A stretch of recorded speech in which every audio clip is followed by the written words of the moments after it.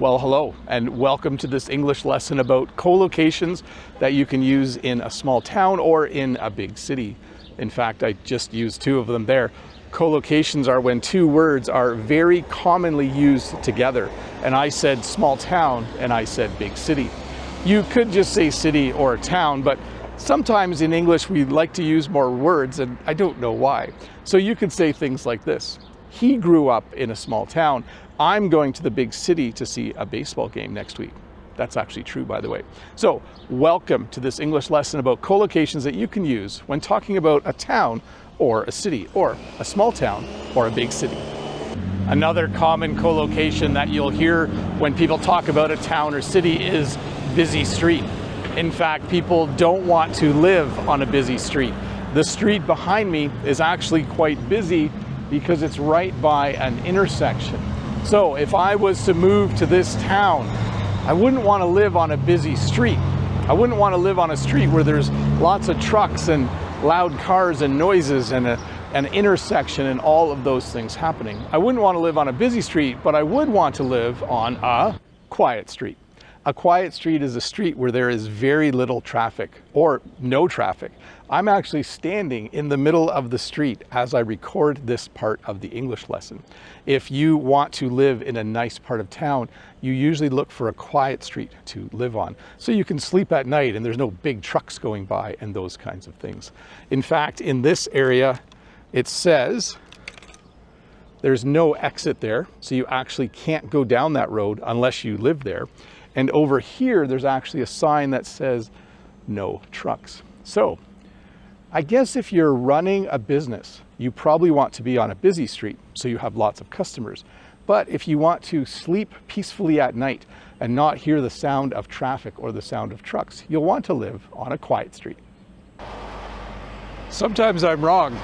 I guess this isn't as quiet a street as I thought it was, and I guess sometimes big trucks do go by. But in general, I think this is a great place to live. I think this is usually a quiet street. I'm sure that truck was just lost and didn't know where he was going. Did you ever play the game SimCity on the computer? When you play the game SimCity, you decide what areas your city is going to have. And there's three main types of areas. I'm currently in what I would call the commercial area of this town. The commercial area in a town is the area where you will find stores and shops and other things like banks and post offices and those kinds of things. So this is the commercial area. You can see there is a dollar store. You can see there is a pizza place, a dental clinic, a restaurant. Across the road, there's a bank. There's also a pharmacy right there. We are definitely in the commercial area. This is a residential area. A residential area is a place where you'll find houses or apartment buildings. It's where people live. In North America, it's quite common for towns and cities to have people live in different areas from where there are stores or factories. In this town, this residential area is actually completely separate from the commercial area I was just in. In fact, we would call this a subdivision. There's a bonus English vocabulary word for you. So, a residential area, it's the place in a town or city where you'll find houses or apartment buildings. It's where people live. Oh, and here's a bonus collocation for you. It actually has three words in it. It's close-knit community. When you have a small town, it's very likely that everyone knows each other, especially if it's a really, really small town. And then you would say it's a close-knit community. It means that you know the names of all your neighbors. You know where your neighbor's parents live. You know that your cousin is married to your neighbor's cousin or whatever. It's a close-knit community. There's not a lot of people, so you all know each other very well. This town is actually quite small, and I would say it's definitely a close-knit community. The third collocation that I wanted to teach you that we use to talk about different areas in a town or city is industrial area. This is the industrial area of this town. In an industrial area, you will find factories or what we call manufacturing plants. They're places where they build things. You definitely don't want to live in an industrial area.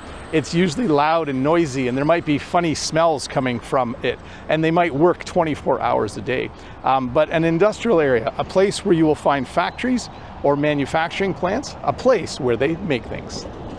You'll see that there are a lot of cars parked behind me because this is a parking lot, another common collocation that you can use when talking about a town. In fact, I'm going to teach you 3. This is a parking lot. The cars are all parked in a parking space or a parking spot. So when you come to town, you might want to go into a store and you need a place to park your car. So you will park it in a parking lot, in a parking space, or in a parking spot. And this is kind of the opposite of a green space. Now, I have to apologize, this green space isn't actually very green. It hasn't rained here very much lately, so it's the grass is looking a little sad, we would say in English. A green space is a place in a town or city where there is grass, where there's trees, where there might be things like a little bandstand where you can hear a band. There might be a playground, there might be soccer fields, or what some of you call football fields. A green space is definitely the opposite of a parking lot. It's a place where you can just be close to nature and just relax and enjoy yourself. Behind me, you can see the old train station in this town. There are actually 2 collocations we would use to describe an old building like this if you have one in a town or city. We would call it either a historic building or a historical building.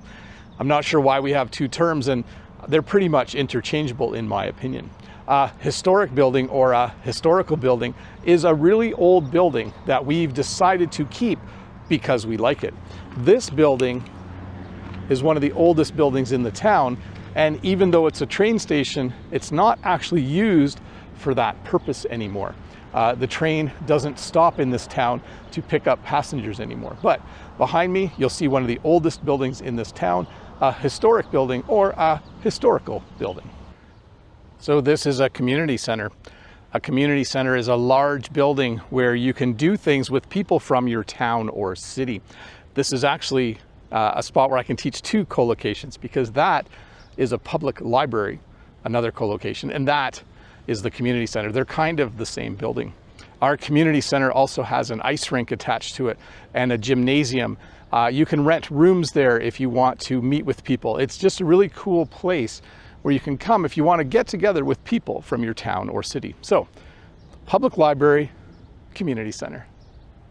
Well, thank you so much for watching this English lesson, where I hope you learned some English collocations you can use when talking about a town or city. Remember, if this is your first time here, don't forget to click that red subscribe button, leave a comment below, give me a thumbs up if this video helped you learn a bit more English, and please do consider becoming a member of the channel. There is a join button or a subscribe plus button below that will tell you more about it. Anyways, thanks again for watching. I'll see you next week with another English lesson. Bye.